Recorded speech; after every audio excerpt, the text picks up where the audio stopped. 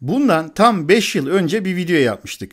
Bu videoda spiritüalizmin gizemleri, İslam tasavvufu, aynı zamanda insan ve evren arasındaki eş zamanlılık konuları, enerji, Theta Healing gibi birçok konuyu içeren bilgiler vardı. Ve biz bu videoyu sizler için ufak bir rotasyondan geçirdik ve tekrar sizlerin beğenisine sunuyoruz. Bu veya bunun gibi videoların gelmesini isterseniz bu videonun altında yorumlarda bulunabilirsiniz. Bu video herkes için değildir. Sadece ilim ehline özel olarak çekilmiştir.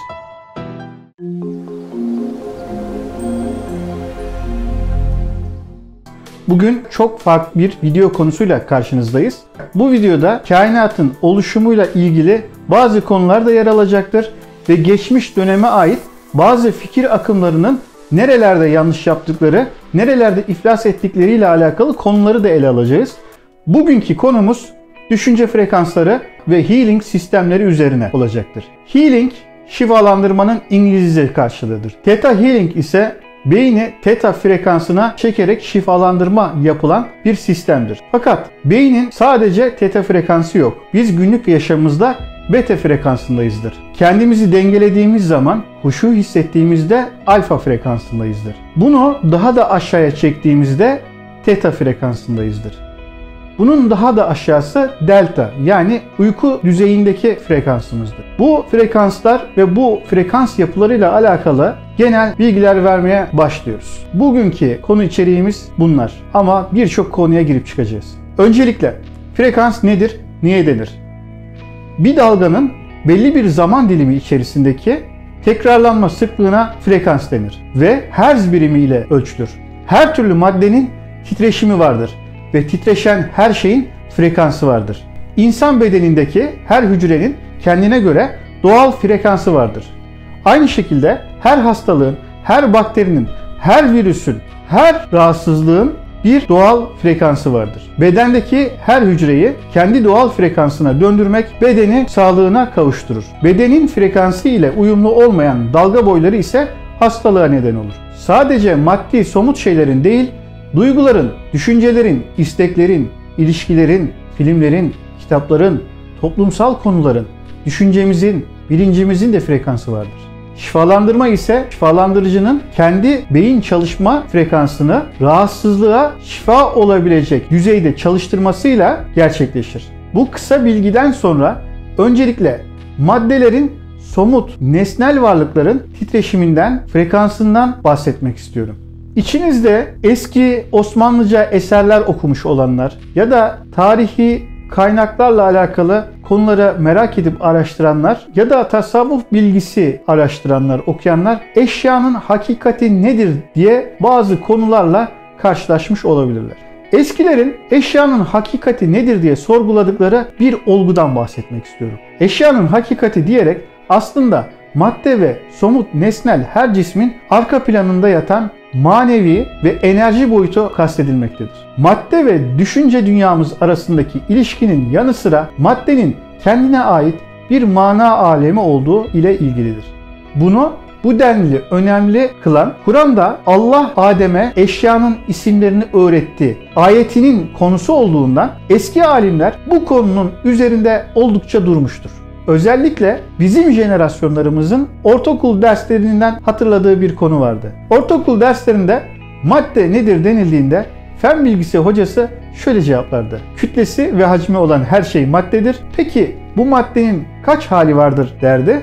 Katı, sıvı, gaz denilirdi. Mekanik açıdan bu bilgi doğru olsa da günümüze gelindiğinde yapılan araştırmalar gösteriyor ki maddenin bir de enerji hali vardır. Son dönemde yapılan birçok araştırmalar bir nesneyi en küçük yapı taşı olarak bildiğiniz atomunu gözlemlediğinizde atomun da altına inilerek yapılan incelemelerde proton ve nötronların frekans denilen belli aralıklarla atom çekirdeğinin etrafında değişik şekilde hareket ettiğini gösterdi. Bilim bu alanda daha da ileri gitti. Bir adım daha attı. Kuantum fiziğindeki ilerlemelerden sonra yapılan açıklamaları özet olarak aldığınızda aslında her maddenin tabiri yerindeyse değişik titreşim ve frekanslardan oluşan yoğunlaşmış bilinçli enerjiler olduğu ortaya çıktı.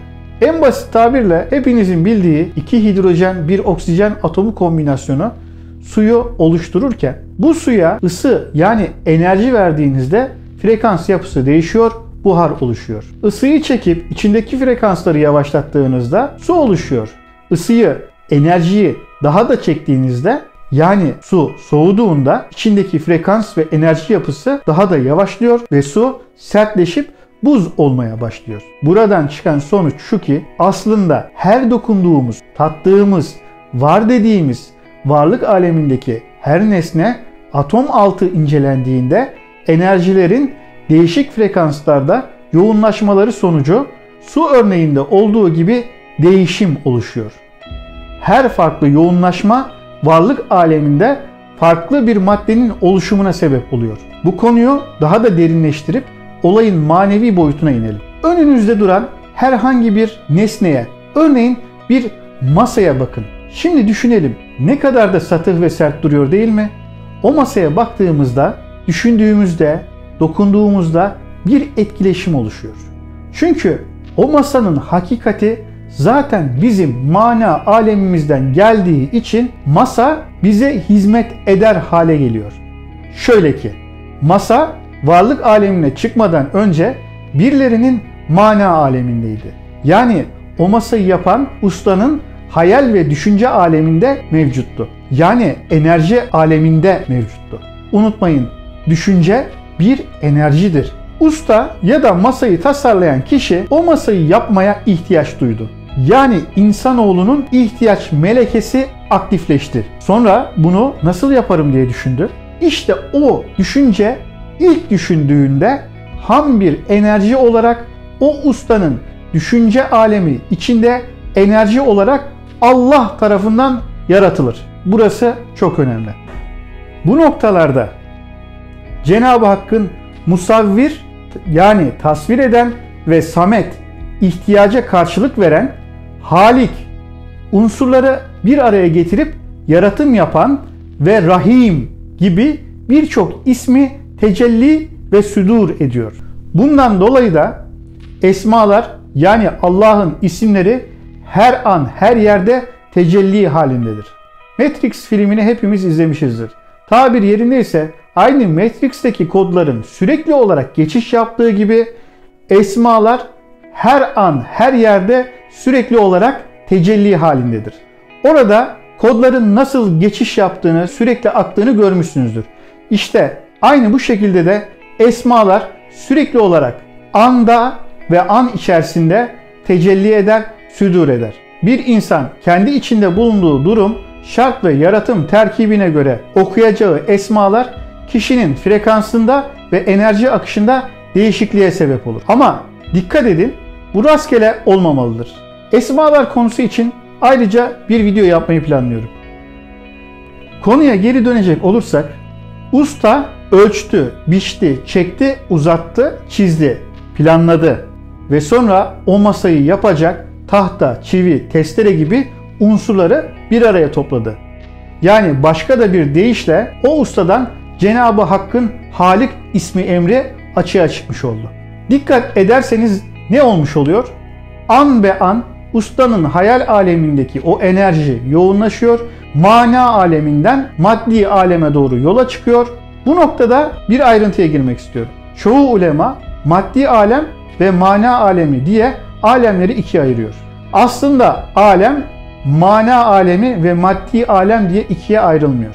İkisi de aynı iç içe alemler. Sadece enerji ve frekans yoğunlukları farklı. Yani hali hazırda üretilmiş enerji şekil değiştiriyor.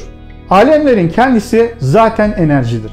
Bu noktada evrensel bir yasa olan termodinamiğin ikinci kanunu hem maddi alemde hem de manevi alem olarak bildiğimiz alemde karşımıza çıkıyor ve bu termodinamiğin ikinci yasasının burada da geçerli olduğunu ve çalıştığını gözlemliyoruz. Termodinamiğin ikinci yasası şöyledir. Hiçbir enerji yoktan var edilemez. Var olan enerji yer değiştirir. Bu madde çok önemlidir. Üretilen bu enerji yoktan var edilemez demek, sistem içinde var edilemez. Bu ancak dışarıdan yaratıcı tarafından var edilip içine konmuş demektir. İşte biz insanoğluna bu enerjiyi kullanabilme yetisi verilmiş. Bu konuyla ilgili Allah Kur'an'da Bakara 30 ve 31. ayetlerde Adem'e eşyanın isimlerini öğrettik diyor. Ve bu eşyanın insanoğlunun kullanım ve üzerinde tasarruf yetkisi verilmesiyle ilgili de biz insanoğlunu halife kıldık deniliyor. Halef ikinci demektir. Haleften kasıt kullanabilirsin. Asıl yetki bizde diyor. Yani her eşyanın, her maddenin, her zerrenin arka planını idare eden Cenab-ı Hak. Konuya geri dönecek olursak, her önümüzdeki somut maddenin atom altı incelendiğinde gözlemlenen şeyin aslında bir çeşit enerji olduğu, başka bir tabirle enerji bulutu olduğundan bahsetmiştik. Teknolojinin bu denli gelişmemiş olduğu dönemlerde varlığın aslının bir enerji bulutu olduğuna vurgu yapan bir kişi daha vardır. Muhyiddin İbni Arabi. Bu konulara Muhyiddin Arabi eski eserlerinde değinmiştir. Merak eden açıp o eserleri inceleyip içinde kaybolabilir. Ancak siz o eserlerin içinde kaybolmadan önce merak edenlere ve ulemasına dikkat edilmesi gereken birkaç nokta hakkında bazı bilgiler vermek istiyorum. Muhyiddin Arabi derin tefekkür halindeyken teknik tabirle bilincini kaybetmeden derin meditatif bir hal olan delta frekansında gözlem yapabilen üstün yetenekli bir insandı. Hemen hemen kendi yokluğunu yaşadığı, yani egosunun sıfıra yakın olduğu bu derin delta frekansında kainatla ilgili gözlemlerini ve sembolik manaları yorumlamadan, süzgeçten geçirmeden direkt kaleme aldığı için bu sekr denilen sekr anında her yazdığına muktedir olamamaktadır. Rüyalardaki sembolik anlatımlar gibi eserlerindeki dilin herkesin anlayamayacağını düşündüğünden eserlerindeki anlatımlarının yoruma ve izaha muhtaç olduğunu bildiği için bizi bilmeyen bizim kitaplarımızı okumasın demiştir. Eserlerinde dikkat edilmesi gereken bir unsur daha vardır ki her şey o değil, her şey ondandır konusu. Birçok insan günümüzde bile bu konunun içinden çıkamamıştır. Muhyiddin Arabi la mevcude illahu, yani mevcut yoktur, Allah vardır derken Allah namına kainatı inkar etmiş, her şeyi bir gölge hükmüne getirmiş, fakat onun eserlerine Kur'an'ı mizan almadan okuyanlar ise toprak ana, evren gibi isimler takarak mevcudatı tanrı edinip tabiat namına Allah'ı inkar etmişler. Ve halen de bunu işte evren yaptı, şu yaptı, bu yaptı diye tabirler kullanan insanları çokça görüyoruz. Sonra da iş tabiatı tanrı edinmeye ve her şey kendiliğinden oldu demeye kadar gidiyor maalesef. Bu durum imani bir zaafa neden oluyor ve bu konu dikkat edilmesi gereken bir konu. Diğer taraftan mevcut, yani kainatta vardır. Yani la mevcude değildir. Çünkü insanın açlığı ve enerji ihtiyacı gayet bariz gerçektir ve Cenab-ı Hakk'ın Rezzak ismine işaret eder. Mevcudat enerji de olsa vardır. Zira Rezzak ismi şerifi doğrudan zat-ı vacibil vücudun varlığına işaret eder. Direkt olarak tabir yerinde ise bir tabela gibi işaret eder ve onu gösterir. Rızık dediğimiz konu kişinin maddi, manevi her türlü enerji ihtiyacını ifade eder. Rızık bazen güzel bir söz bile olabilir.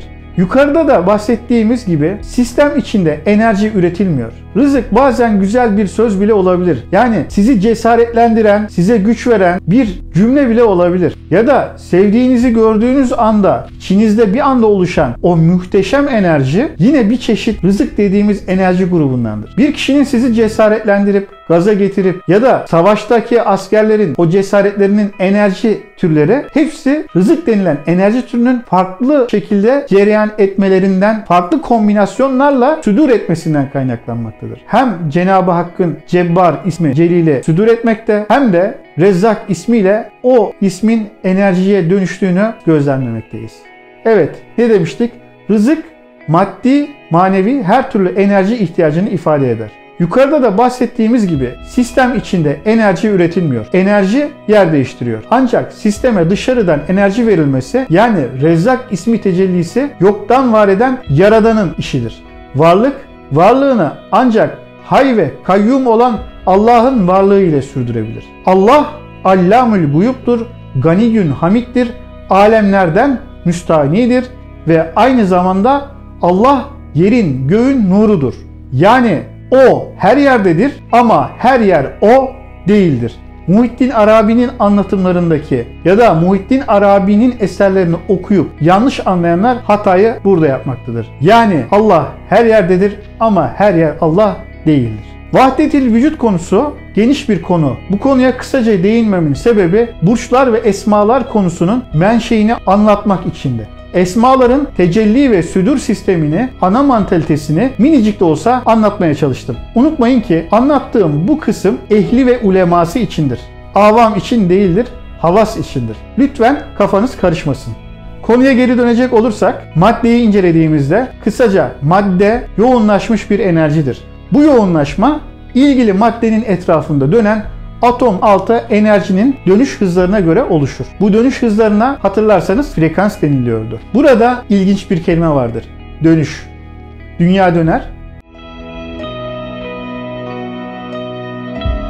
Ay, güneş döner.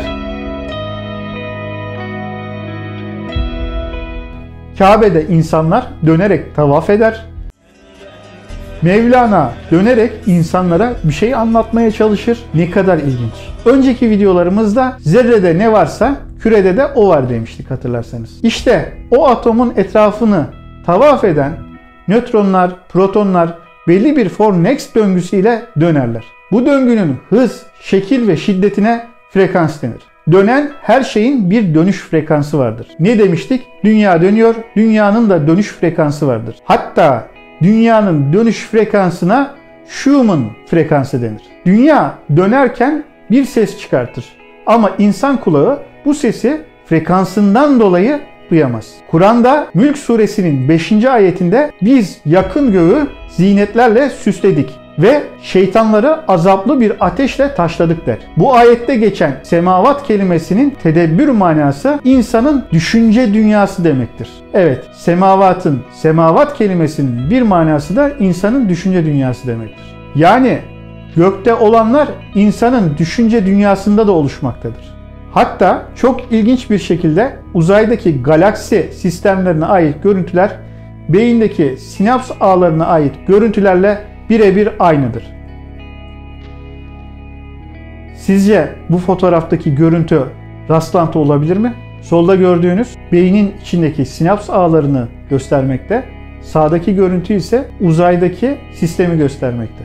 Frekans ve seslerle ilgili olarak dünyanın dönüşü sırasında ve diğer gezegenlerin dönüşü sırasında oluşan belli aralık herzlerle sesler vardır. Dünyanın dönüşü sırasında ve diğer gezegenlerin dönüşü sırasında oluşan her gezegenin çıkardığı ses ve herz aralığı birbirinden farklıdır. Örneğin dünyamızın dönüşü sırasında oluşan bu sesleri insan kulağı algılayamaz. İşte insan kulağının algılayamadığı gezegen aktivitesinden kaynaklı bu seslerden birine Schumann rezonansı denir. Google'da Schumann rezonansı nedir şeklinde araştırabilirsiniz. Ayrıca YouTube'da Schumann frekansı yazarsanız o frekansın sesi olduğu iddia edilen ses dalgaları bulabilirsiniz. Schumann rezonansında kullanılan bu sesi bazı dizi film oyuncularının nazardan ve cinlerden, şeytanlardan korunmak için bu ses dalgasını kullandıklarını biliyoruz. Hatırlarsanız yukarıdaki ayette yakın göğün zinetlerle süslendiğini, şeytanların azaplı bir ateşle taşladık ifadesini birileri keşfetmiş olsa ki Schumann rezonansının bir koruma kalkanı olduğunu yorumlamışlar ve kullanıyorlar. Ancak bu hiçbir işe yaramaz. YouTube'daki Schumann rezonansı ve bu şekilde rezonans olduğu iddia edilen sesler tamamen başarısız bir kandırmacadan ibarettir. Çünkü o sesi duyabilseydiniz dünyanın dönüş hızını da duyardınız. İşte o zaman o sesin gürültüsünden hep beraber rahatsız olurduk. Tabir yerindeyse o sesin gürültüsünden kafayı yer ölürdük. Bu seslerden bir çığlık yeterdi bize. Allah koca kainatı gerçekten çok ince bir çizgide yaratmış.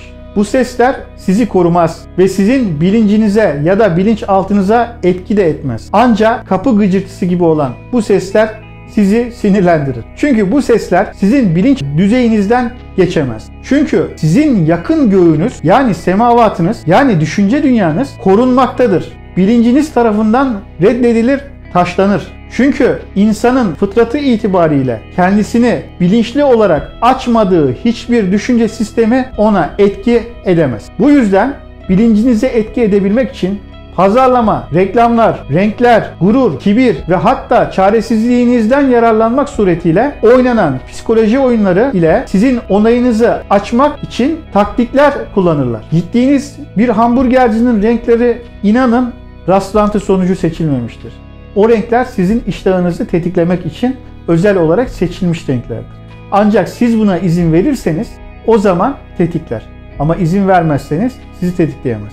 Evet, frekanslar dedik. Her farkındalığın ve her varlığın kendine ait çalıştığı bir frekans aralığı vardır. İnsanların, hayvanların, bitkilerin, dağların, taşların, bilim adamlarının son dönemlerde yaptıkları araştırmalarda özellikle insan beyninin düşünme eğilimi sırasında yaydığı frekanslarla ilgili çalışmalar yapılmış. Bu konuda varılan sonuçlar beta, alfa, teta ve delta adındaki frekanslardan bahsetmektedirler. Gelin bunları biraz açalım. Peki bunlar nedir? Ve bu bilim adamları bunlardan bahsetmeden önce biz insanlar bu beyin frekanslarından faydalanabiliyor muyduk?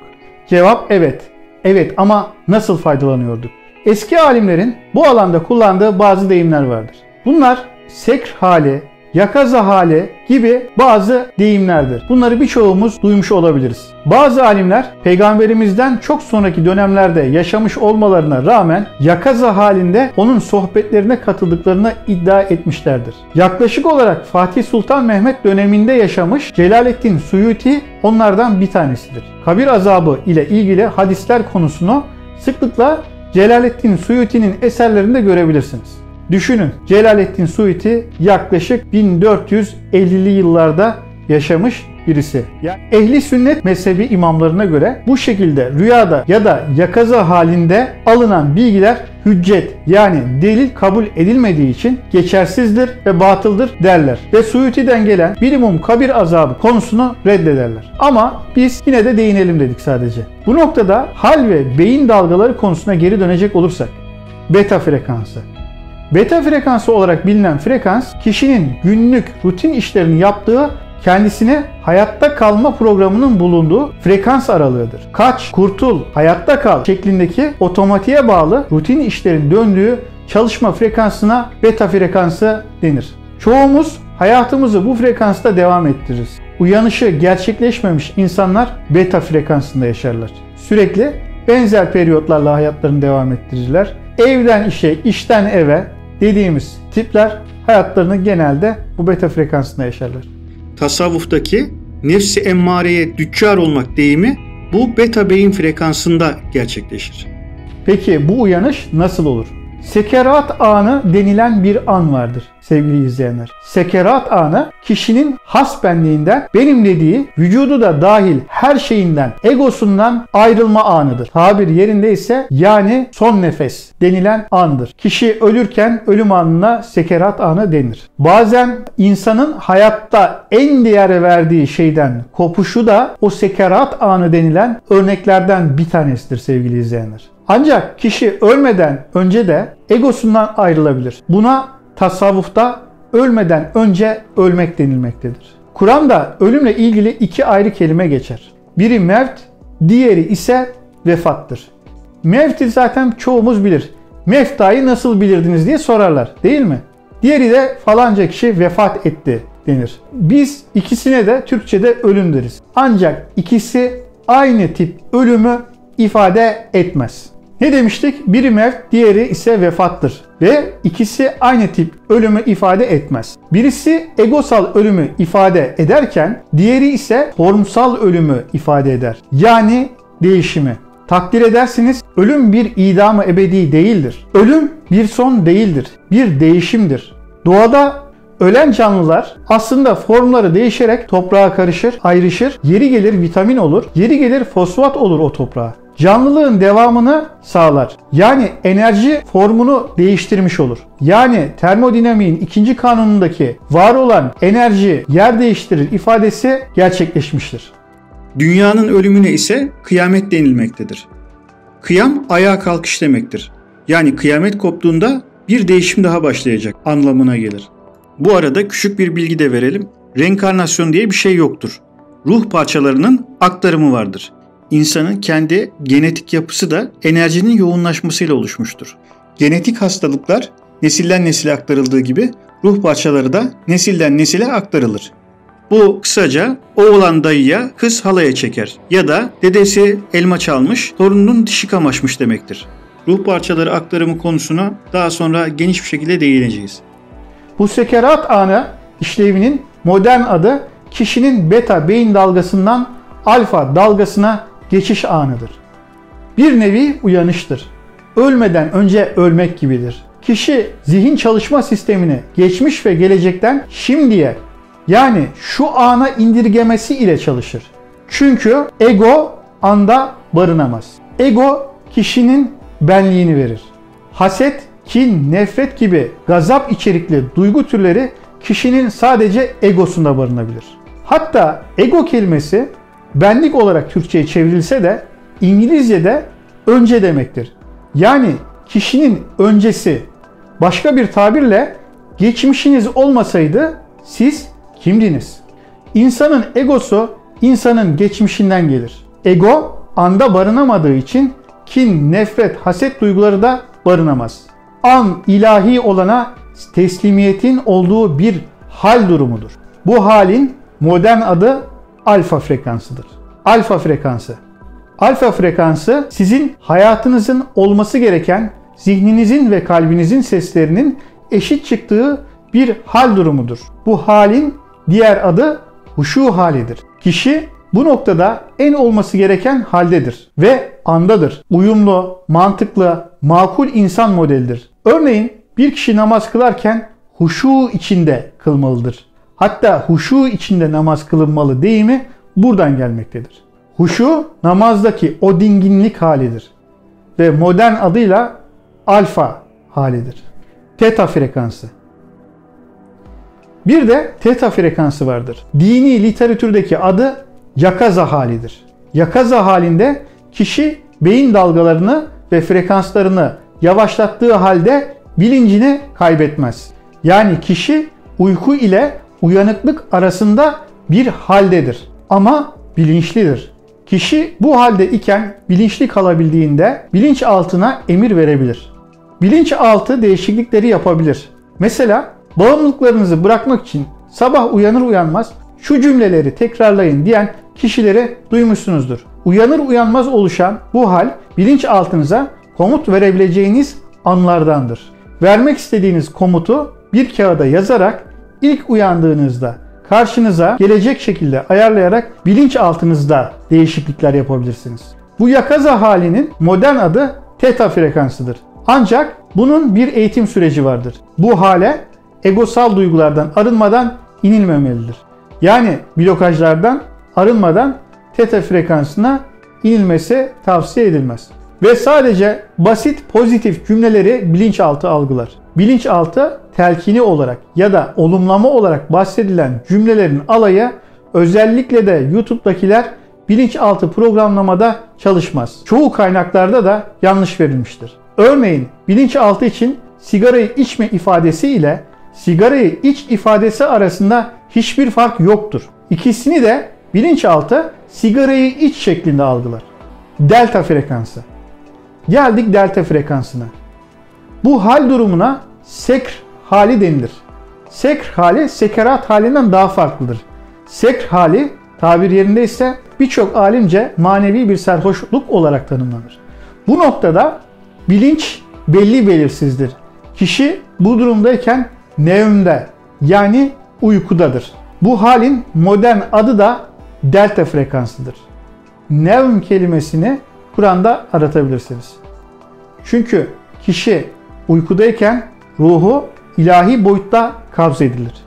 Ruhunuz ilahi boyuttayken kabz edildiğinde siz eğer bilincinizi kaybetmezseniz o ilahi boyutu gözlemleyebilirsiniz. Bunun için Zümer suresinin 42. ayetindeki detaya bakabilirsiniz. Zihin yapıları gelişmiş evliyalar uykuda da bilinçlidirler. Delta frekansında bilinçli kalmak kolay bir iş değildir. Kişinin uykuda konuşması sekr haline örnektir. Ne dersiniz o kişiye? Sayıklıyor dersiniz. Halbuki o başka bir alemde başka bir işle meşguldür. İşte Muhyiddin Arabi'nin sekr halinde gördüklerini, rüya ve sembol dilini tornadan geçirmeden kaleme alması nedeniyle anlattığı bu sembolik durumlardan dolayı ehli sünnete aykırı tabirler bulunduğundan ötürü Muhyiddin Arabi bizi bilmeyen kitaplarımızı okumasın demiştir. Astral seyahat de aşağı yukarı bu bilinç seviyesinde yapılmaktadır. Tarihsel olarak hepinizin bildiği haritası ile meşhur insan Denizci Piri Reis'i hepiniz duymuşsunuzdur. Piri Reis'in bilincini bu seviyede koruyabildiği ve astral seyahat yaparak gökyüzüne yükselip haritasını çizdiği iddialar arasındadır. Çünkü o haritada o dönemde henüz keşfedilmemiş birçok bölge, özellikle de Amerika kıtasına ait çok ayrıntılı bilgiler ve çizimler mevcuttur. Bilinç seviyesinde frekanslar arası geçiş yapmanın çeşitli yöntemleri mevcuttur. Bu yöntemlerden bir tanesi de demir atma yöntemidir. Ancak uzun süre eğitimler ve zaman gerektirir. Eski dönemlerde yapılan bu eğitimlere ise riyazet denilirdi. Hatta bazı yerlerde nefsi eğitmek adına dekore edilmiş çilehaneler bile bulunurdu. Özellikle Osmanlı döneminde. Tabii ki delta seviyesi en derin seviye değildir. Delta seviyelerinin de altlarına inip kainatın, denizlerin, bitkilerin, dağların, taşların titreştiği frekanslardaki titreşimleri algılayabilen, okuyabilen, hatta okuyabilmiş kişiler de vardır. Biz bu kişilere peygamberler diyoruz. Bir kişinin bu makama çalışarak gelmesi mümkün değildir. Bu hallerin hiçbirinde sürekli kalınamaz. Burada önemli olan bilinçaltı seviyesini ve bilinç seviyesini eğitip ehlileştirmek ve bilinçli farkındalık yaşamadığımız hallerdeki yaşam kalitemizi arttırmak amacıyla bu bilinç seviyelerine inilip çalışmalar yapılabilir. Dolayısıyla bir kişinin sürekli anda kalması pek mümkün gözükmemektedir. Anda kalmadığı durumlar için de kendine bir program oluşturması gerekir. İşte biz bu seviyeye nefsin tezkiyesi diyoruz. Nefsin tezkiyesi, nefsi yenmek demek değildir. Başka bir tabirle nefis, benlik, ıslah çalışmaları temizlenmesi demektir. Bu ıslah çalışmaları esnasında bazı kaynaklarda bitkisel beslenme ya da vegan beslenme önerilir. Önemli olan gıdanın muhteviyatı ve enerjik yapısıdır. Yani kısaca et yenmesin denilmesinin sebebi kişinin cinsel aktivitesini, kas yapısını, psikolojik olarak asabiyetini ve avlanma ve savaşma içgüdüsünü artırır. Bilinç seviyesi beta'ya çıkar. Et yemeyen toplumlar savaşma kabiliyetlerini kaybederler. Mühim olan dengede olabilmektir. Özellikle hiç et tüketmeyen Koç ve Akrep burçlarında içe kapanma ve depresifleşme görülür. Tam tersi de çok tüketmeleri onları agresifleştirir. Bu onların enerjik yapılarının hızlı karşılık vermesinden kaynaklanmaktadır. Mühim olan dengeli tüketmeleridir. Bazı kişilerde nefsin tezkiyesi için girdikleri riyazet esnasında bu durumu kolay aşabilmek adına hayvansal gıda ve yağ tüketmediğinden bu durumu kolayca aşabileceğini düşünür. Günümüzdeki genetiği değiştirilmiş bitkilerden dolayı artık bu daha da sıkıntılı bir hale gelmiş. Tohumlar, çekirdekler gibi o maddelerin ayrıştıktan sonra hayvan ya da bitki olmaları önemli değildir. Etkileşime girdiklerinde oluşturdukları enerji ile ilgilidir. Bitki yiyerek bitkilerin frekansına inemezsiniz. Neticede kahve de bir bitkidir ancak beyin çalışma hızını artırır. Bu noktada enerji eşleşmesi ve doğru enerji ile etkileşim için önemli nokta şu ki Kur'an bize Bakara suresinin 173. ayetinde hangi gıdaların frekansının bizi bozduğunu net bir şekilde yazıyor. Bakara 173'te diyor ki Allah, o size ölü hayvan etini, kanı, domuz etini Allah'tan başkası için kesilen hayvanı haram etmiştir. Dikkat edin buraya. Allah'tan başkası için kesilen hayvan. Burada aşikare bir durum var ki o da hayvan can verirken o hayvanın gıda ve enerjik yapısına yükledikleri niyetin ne derece önemli olduğudur. İslamiyet'te Allah adına kesilmemiş bir hayvanın eti yenilmez. Çünkü leşe benzer enerjik yapısı vardır. Enerjisel yapısı bozuk ya da ölüdür. Bu konu bazı alimler tarafından incelenmiş ve Kur'an'daki ayetlere binaen denilmiştir ki ehli kitabın kestiği etler yenilir ama bir Hindu'nun kestiği et yenilmez denilmiştir. Şafii mezhebine göre bu durum bilinmiyorsa, yani eti kesen kişinin meşrebi bilinmiyorsa yine yenilemez. Hanefi'ye göre ise kasten unutulmadıysa besmele çekilip yani niyet yüklenilip devam edilebilir. Görüldüğü üzere bu iki mezhep imamı da olaya yüklenen niyetle ilgilenmiştir. Ayrıca bu Hindular kendileri test etmiş olsalar ki kendi kestikleri hayvanları yiyince pek olumlu sonuçlar alamamışlar. Düşünsenize hem öküze tap hem de sonra kesye hayvan demez mi bu ne biçim muamele diye. Yukarıdaki mevzuları anlatmamın sebebi spiritüalizmi merak eden insanlar için bir giriş kaynağı olmasıydı. Evet, bir masadan çıktık yola, nerelere geldik? Masa varlık aleminde somutlaşmıştır. Konunun çok uzayabilecek bir konu olduğundan kafanıza takılan yerleri yorumlarda sorabilirsiniz. Bu videomda gerçekten çok önemli bilgiler verdim. Eğer bu konu hoşunuza gittiyse, bu konuyu anlayabilecek kapasiteye sahip arkadaşlarınıza bu videomu paylaşırsanız sevinirim. Abone olduğunuz için ve beğen butonuna bastığınız için teşekkür ederim. Sormak istediğiniz soruları yorumlarda sorabilirsiniz. Sonraki videomuzda görüşünceye dek sevgiyle kalın.